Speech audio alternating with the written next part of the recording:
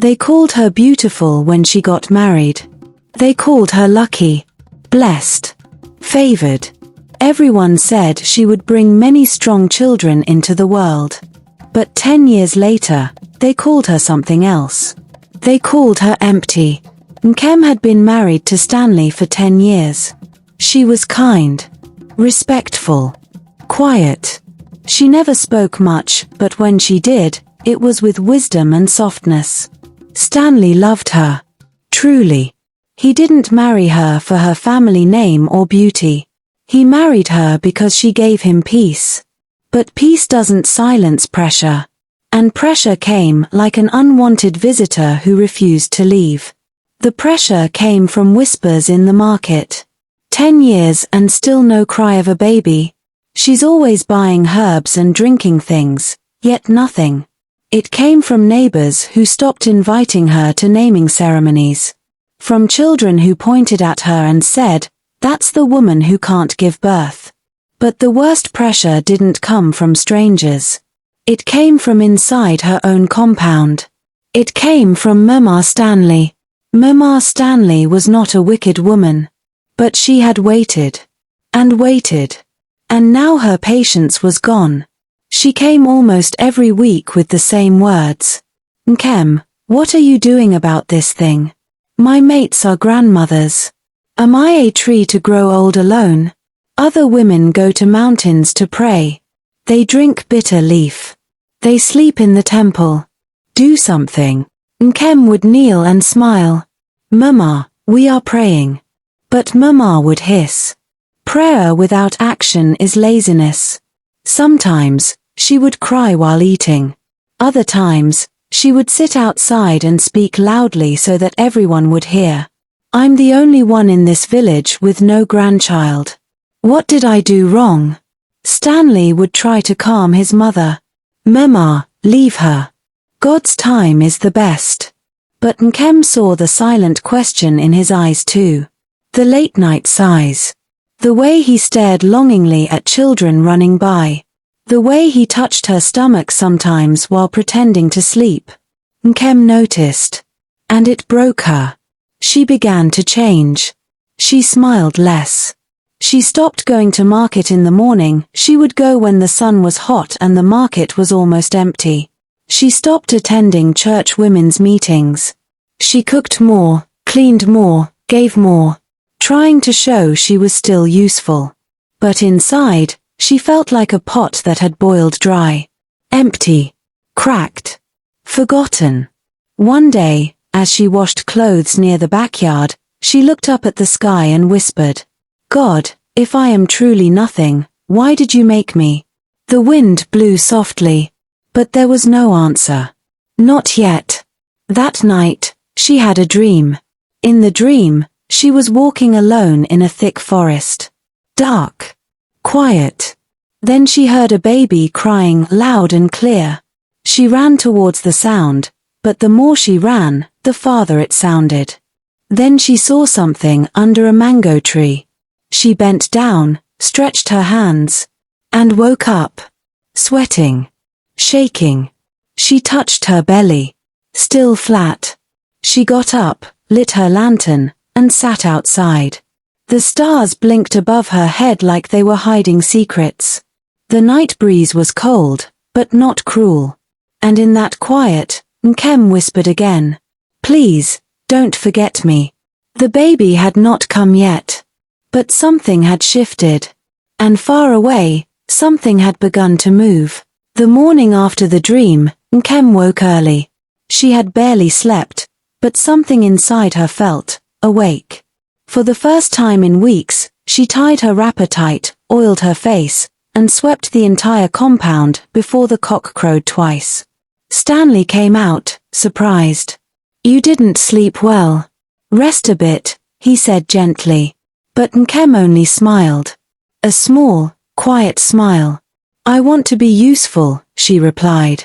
Later that day, she went to the market, not at noon when the place is almost empty, but early, when voices are loud and sellers are shouting prices. She walked past the pepper women who used to whisper. They still whispered, but this time she didn't hear them. Not because they had stopped, but because something in her heart had gone silent to shame. She bought bitter leaf, scent leaf, and a little dry fish. She passed the wrapper seller who always said, "You should be buying baby clothes." The woman said it again. But Nkem didn't stop. She walked on with her basket held high and her back straight. Something had changed. At home, Mama Stanley was waiting. She was sitting on a low stool, fanning herself fast, as if chasing heat out of her own bones. "Nkem," she began, "there's a prophet from Agba in the next village. They say he prays for wombs. Go there." Nkem knelt. "Mama, we've prayed." Mama hissed. "Then fast. Talk to God through hunger. Or drink herbs. Or rub oil. I don't care what you do. But do something, before the whole village forgets why you're in my son's house." Stanley came out and tried to calm his mother, but Nkem stood up gently and said, "Mama, I hear you." Then she entered the kitchen. She didn't shout. She didn't cry. She just sat down quietly and peeled yam with hands that trembled a little more than usual. That night, the dream came again. This time, Nkem wasn't in the forest. She was in a narrow path between two farms. She heard the baby cry again. But this time, it was louder. Closer. She ran toward the sound. And just as she bent down to touch something wrapped in cloth, she woke up. The night was still dark. She sat up. Her chest was tight. Was this a dream? Or a message? She lit her lantern and stepped outside. The wind was strange. Not cold, not warm. Just still. She walked slowly past the backyard. Past the mango tree. Then she paused. There. Somewhere behind the small cassava bush. A sound. Not loud. Not soft. But sharp. A cry. A baby's cry. Real. Not a dream. Her legs moved before her mind could speak. She ran towards the sound, heart pounding in her chest. And there, under the mango tree, where nothing had ever been before, she saw it. A baby. Wrapped in faded cloth. Lying on the ground. Ants crawling over the edges. No basket. No note. No footprints. Just a baby. Alone. Her hands shook as she picked the child up. He was warm. Breathing. Eyes shut. But alive. She stood there, frozen, holding the child to her chest. And in that moment, the wind whispered something she would never forget. He came to you, because you called. Nkem stood under the mango tree with the baby in her arms. Her wrapper was soaked with morning dew, her hands were shaking, but her grip on the child was firm. She didn't know how long she stood there. Minutes. Hours. Time didn't matter. Only the child did. She walked back to the house slowly, as if the earth beneath her feet had changed. And maybe it had. When Stanley saw her holding the baby, he blinked like he was still dreaming. "Whose child is this?" he asked. "I don't know," Nkem said softly. "You don't know? I found him. Behind the bush. Under the mango tree." Stanley rushed outside. He looked everywhere. No sign of anyone. No basket. No trail. Just the faint sound of birds waking up. When he returned, his voice was lower. "Maybe someone left him there. Maybe it's a setup." Nkem didn't answer. She was rocking the baby gently, her eyes full but dry. That morning, Stanley went to report to the village head. The chief gathered his men. They came to the house. They asked Nkem many questions. "Did you see anyone around?" "No." "Was there a note?" "No." "Are you sure it's not from your people?" "I don't know whose child he is." One elder nodded slowly. "Then for now, he stays with you. But if anyone comes to claim him, you must bring him out." They left. But the whispers began before sunset. Who finds a child like that and keeps quiet? 10 years without a child, now suddenly she finds one? Some women will do anything. The baby cried often. At night, his voice would echo through the compound, loud and long. And some said they heard strange noises with it, like wind whistling through a bottle, or soft drums in the air. The women in the market grew colder. Some refused to greet Nkem. Others stopped her to ask, "How is your dream baby?" Mama Stanley said little, but her silence was sharp like a blade. She didn't hold the baby. She didn't smile at him. She just sat on her stool and stared. One day she said quietly, "Nkem, I told you to look for a child, but not from the forest." Nkem swallowed her reply. She didn't fight. She just bathed the baby, fed him, held him. Every time she looked into his face, she felt two things: fear and love. Deep, heavy love. But something else began to happen. Children in the village started falling ill. One by one. It began with fever. Then weakness. Then rash. At first, no one linked it to anything. But by the end of the week, 6 children were lying on mats, sweating, shivering, unable to speak. Parents rushed to the herbalist. But his herbs did nothing. One mother shouted, "This sickness started when that woman brought that child." And just like that, the whispers turned into pointing fingers. They came to Nkem's house with worried eyes and loud voices. "Return that child to wherever you found him. He is cursed. He has brought a plague to us." Nkem stood in front of her door, holding the baby tightly. She said nothing. The baby slept quietly in her arms. And in that silence, she remembered the dream. The baby crying. The woman's voice in the wind. He came to you, because you called. But now she asked herself a new question. Did I call for a blessing, or a curse? The village no longer saw Nkem as just a barren woman. She was now the woman with the strange baby. The woman who brought a child from the bush. The woman who walked alone at night and whispered prayers to the stars. The one whose doorstep now smelled of herbs and old things. The children were still sick. More had fallen ill. The herbalist, old and respected, began to look worried. His mixtures no longer worked.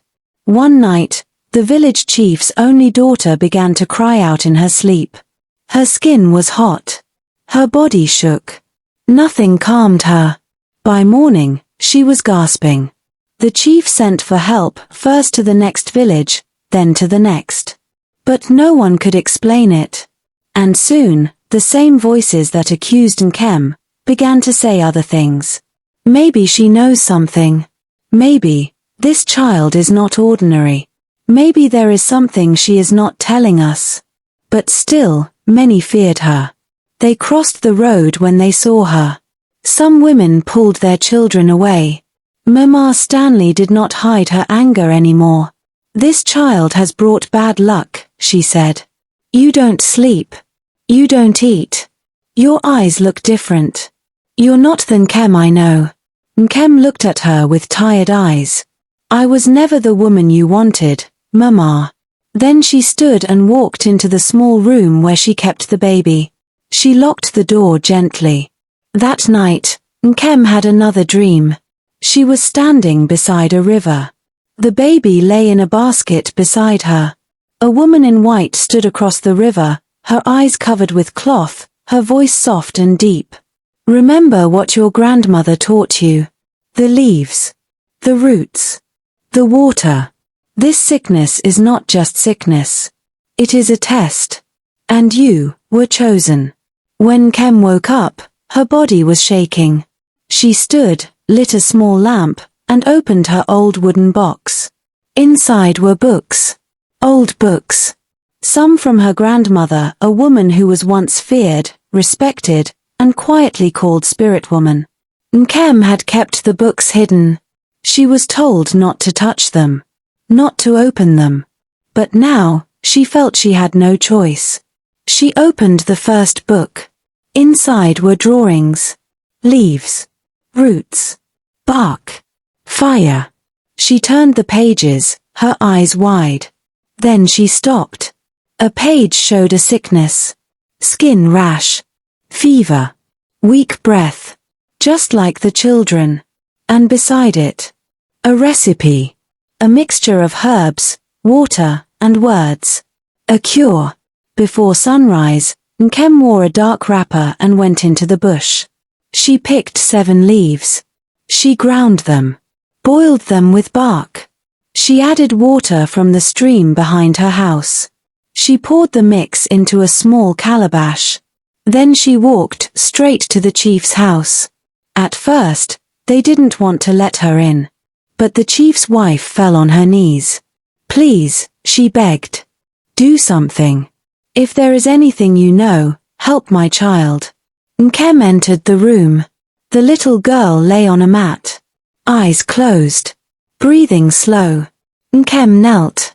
She placed her hand gently on the girl's chest. She whispered something her grandmother once said.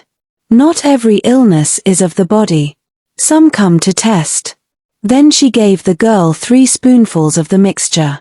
And waited. Hours passed. By evening, the girl opened her eyes. By nightfall, her fever broke. And by morning, she sat up and asked for food. The village heard. And for the first time in 10 years, people came to Nkem's house. Not to mock. Not to whisper.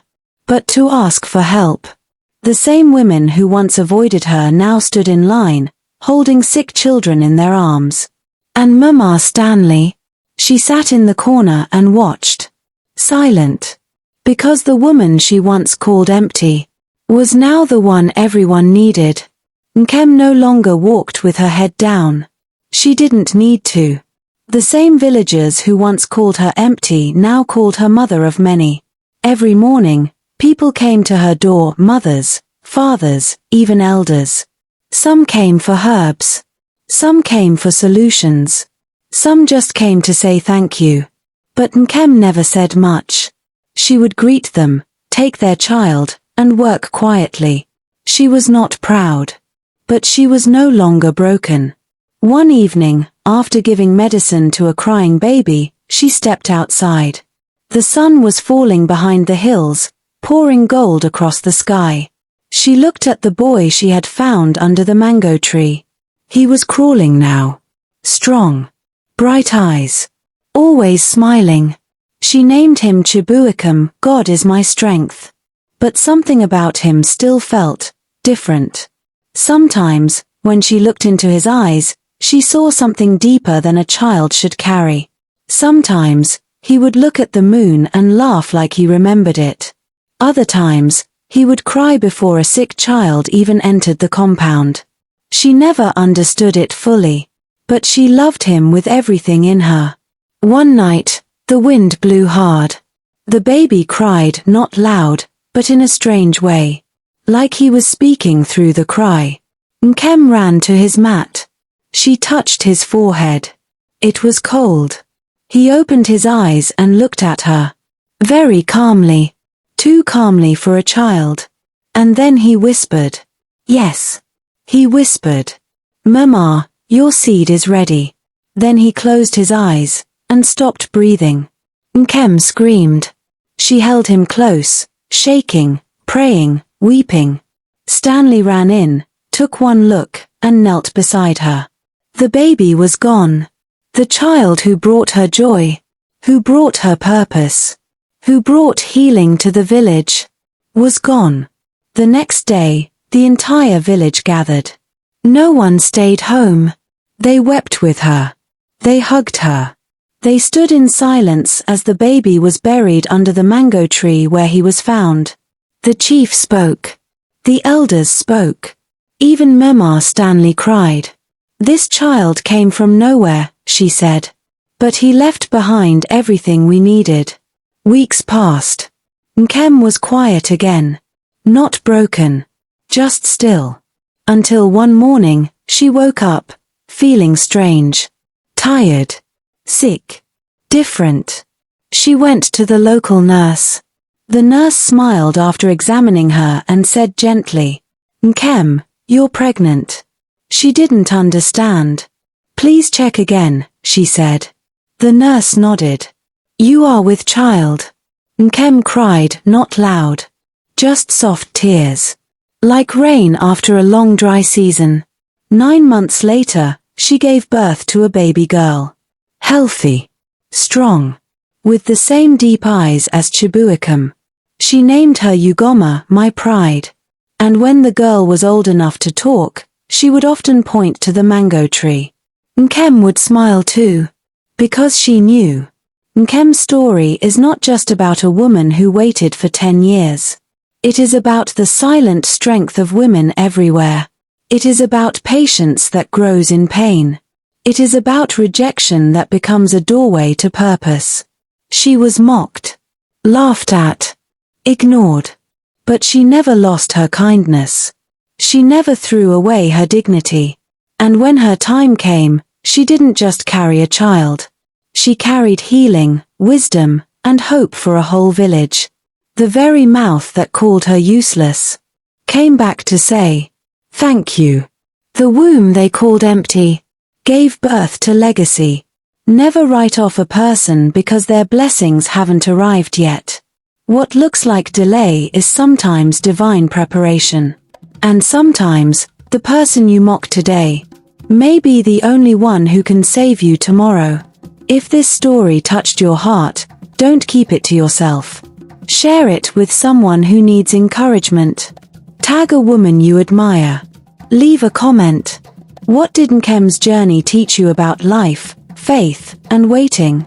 And if you've ever been mocked, sidelined, or told you're not enough, just remember, your story is not over. And when it turns, the same people who laughed will clap. And if you love powerful African stories like this, hit the subscribe button and join the family. More stories are coming. The end.